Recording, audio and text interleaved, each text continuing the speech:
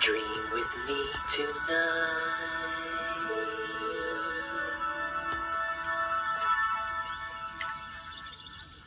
There's Grubby. He's been a good friend of mine for a long time.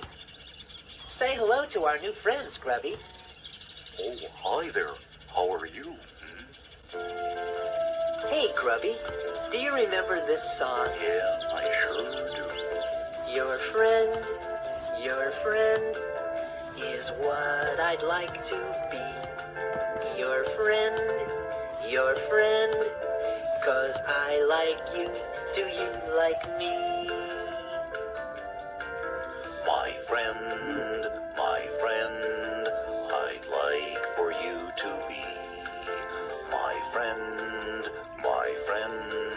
I'm nice to you, you're nice to me.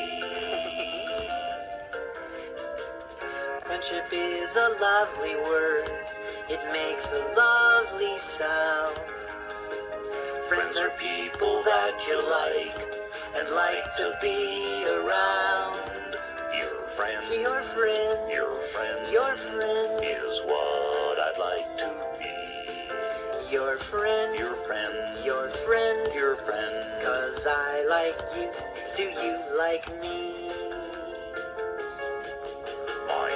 My friend, I'd like for you to be. My friend, I'm nice to you. You're nice to me. Friends can make you smile when you are sort of feeling sad. And friends will make you happy. And I'm real glad I have you for my friend. My friend.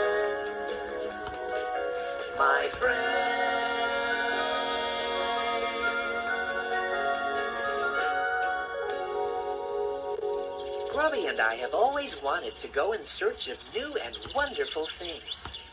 Then one day, I found part of a medallion and an old treasure map. They had been in my family for a long time. The treasure was supposed to be hidden in the far-off land of Grundo. And so, Grubby and I left our homeland of Vilonia and set out on our great adventure.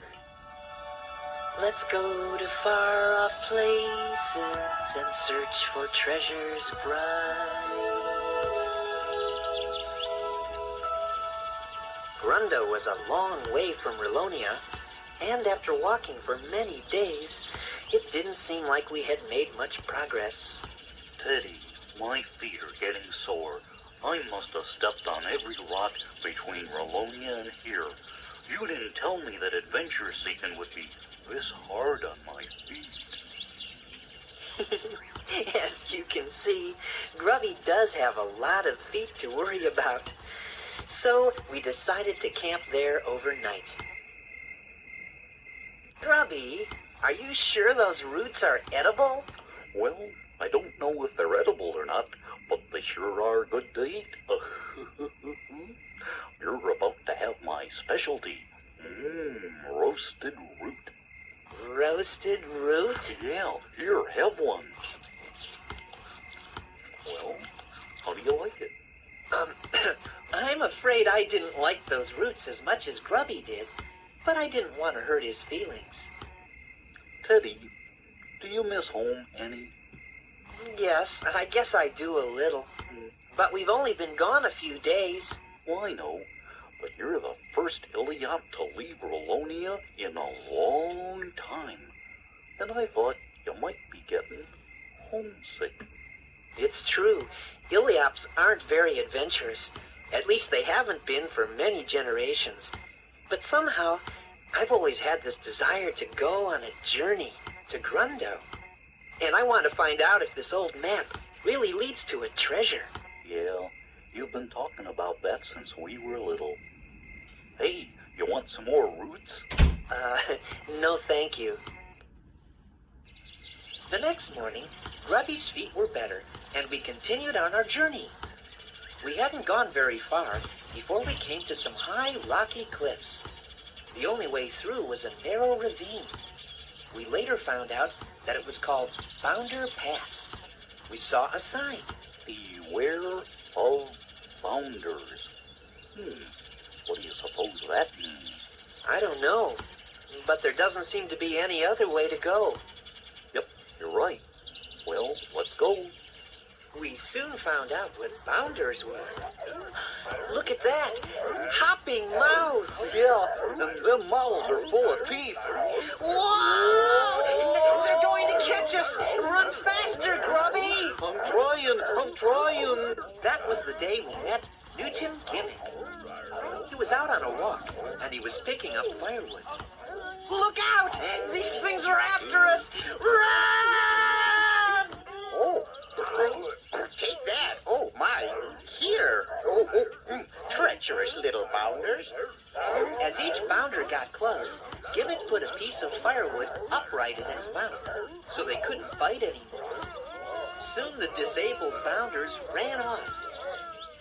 Thank you for saving us, sir. I lose more firewood that way. How do you do? My name is Newton Gimmick, but you can call me Gimmick. Say, aren't you an Iliop? Yes, I am. My name is Teddy Rakspin, and this is my friend, Grubby. He's an octopede. We told Gimmick that we were on a journey to find a treasure. He said that one of his latest inventions might be very useful to us. Grubby and I were very interested, so we went to Gimmick's house. We didn't know it then, but one of the bounders ran up the steps of a tall tower that was nearby. Don't bother me, LB. I've almost got it. Now stop that. What is it you want? Oh, you've got that piece of wood stuck in your mouth again. All right, me.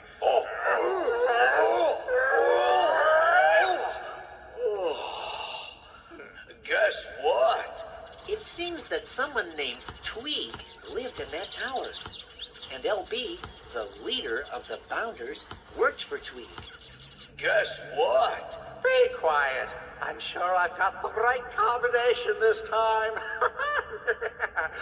Just think, to actually make gold out of buttermilk. Gold out of buttermilk. Gold out of buttermilk. Tweed, the closest you've ever come to making gold is a buttermilk donut. LB, how many times do I have to tell you? The name is Tweeg. Tweeg. Hey, Tweez, Gimmick has visitors. Listen, I thought I told you to be quiet. Gimmick has visitors? Yup, 2 of them. I knew that Gimmick was up to no good. I've always known he wanted to steal my formula. Yeah, he's probably dying to make buttermilk donuts. We found out that Tweeg really wants to get rich, but he doesn't care how he does it. And so, he doesn't trust anyone else. Through his spyglass, Tweeg saw Gimmick, Grubby, and me sitting on Gimmick's front porch. You're right, LB. There they are. They must be making plans to attack. LB, run down there and find out what they're saying. Run down and find out what they're saying. Run down and find out what they're saying. Meanwhile, Tweeg was loading his cannon. Okay. This'll teach Gimmick a thing or two. What was that? Oh, nothing. It's just Tweed firing his cannon at us. Wow! Oh, don't worry. It's been going on ever since I moved here. It used to bother me, too, until I realized that he is, without a doubt, the world's worst shot. The cannonball landed harmlessly a little ways away. There were other cannonballs, too, all around Gimmick's house. As long as he's shooting at my house, it's probably the safest place in the valley to be. Grubby and I really trusted Newton Gimmick. We told him about the journey we were on, and we showed him the old treasure map. Now, let's see. This is indeed an old map. It says here that the treasure is in the ancient, hard-to-find city, which lies high in the treacherous mountains. I've heard that they are impossible to climb, which brings me to why you were fortunate to have met me. Come with me. We didn't know it then, but LB was sneaking about, listening to what we were saying. The fact is, I'm something of an inventor. Oh, yes, indeed. We discovered that Gimmick is a marvelous inventor. Oh, I think marvelous inventor might be exaggerating. It would probably be sufficient to say, wonderful inventor. We also discovered that Gimmick is modest. Gentlemen, this is my latest invention. I call it an airship. It looks like a boat. Well, as a matter of fact, it did start out to be a boat, but then I realized I'm not very close to water. Yeah, it would be kind of good for a boat to be close to water. Precisely. That was my exact conclusion. But then the idea hit me. If a boat could float on water, it could also float on air. If the air is hot, that is. With this airship, we can fly as high and as free as a bird. We can fly right over the treacherous mountains to the hard-to-find city. That's wonderful. You are more than welcome to share the treasure, if we're lucky enough to find it, that is.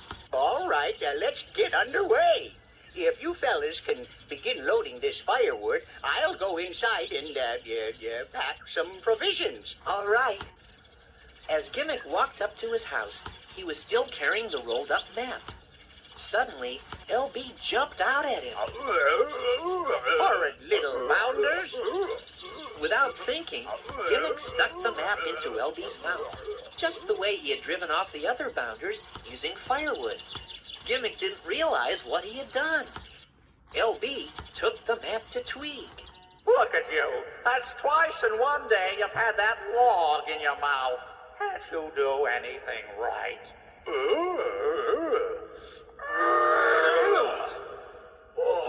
Can't I do anything right?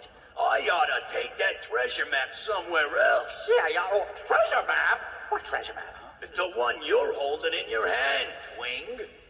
Tweeg got really excited. He wanted to get the treasure, but LB told him that Gimmick, Grubby, and I were going after the treasure in the airship. So, Tweeg had an idea. Did you put my gold samples and formulae in a safe place? It's all taken care of. Is the wagon loaded? That's all taken care of, too.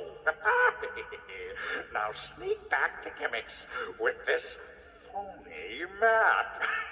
Oh, all right, please. Keep the fire hot, Grubby. Okay, Gimmick. Gimmick, do we have all the supplies? Yes. Where's the map? Oh, let me see. Now, where did I put that map? I don't see it here anywhere. Well, I'll go check in the house. LB snuck back to Gimmick's house and left the phony map that Tweeg had made. Here's the map. Yes. I found the map. Good. Here, I'll put it with the rest of the supplies. Say, Gimmick, something about the design of this airship doesn't seem quite right. Oh, don't worry, my boy. It's working just like I expected. As the airbag filled with hot air, the ship began to lift off the ground.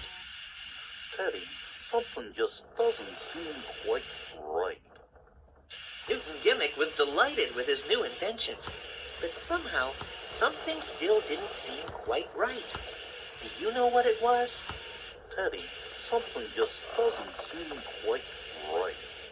And I think I know what it is. Oh. We're tipping over! We're tipping over! Look out, Grubby!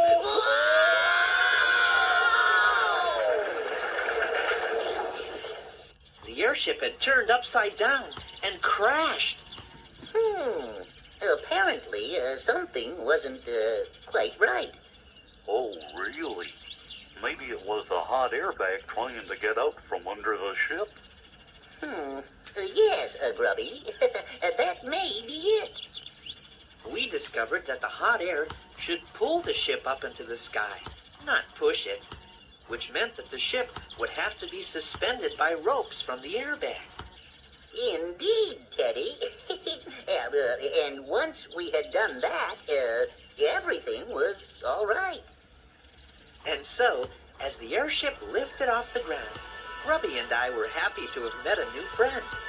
We liked Newton Gimmick because he loved to discover new and wonderful things, and we looked forward to the many adventures that we would have. And if our dream's a good one, and if we see it through, then the wondrous dream we dream tonight someday just might come true.